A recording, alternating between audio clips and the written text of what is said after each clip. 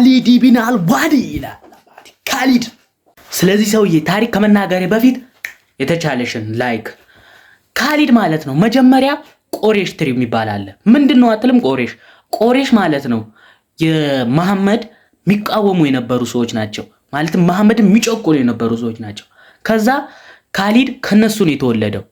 ከነሱ ተወልዶ በሁለት በሶስት ጦርነቶች የሙስሊሙን ኡማ ከመታ በኋላ ማለት ነው የሙስሊሙን ኡማ ተቀላቀለ ማለት ነው። ከዛ በረከቱ አድሮበት ተቀላቀለ። ነብዩ መሐመድ ቀባው ምን የሚል ስም ሰጠው መሰላችሁ? ሰይፉላ ምን ማለት መሰለ? የአላህ ጦር ማለት ነው ጥሬ ትርጉሙ። ይህን ስም ካገኘ በኋላ በጣም አይረሴ በቃ እኔ ካደረገው ጦርነቶች በጣም አይረሴ ከሆኑ ጦርነቶች ካደረጋቸው ይሄ ፐርሺያን ኢምፓየር፣ ባዛልታይን ኢምፓየር እና ደግሞ ቆሬሾችን ጨምሮ ክክት አድርጓቸዋል። እና ደግሞ 103 ጦርነቶች አድርጓል። ከ103 ጦርነቶች ማለት ነው አንድ ጦርነት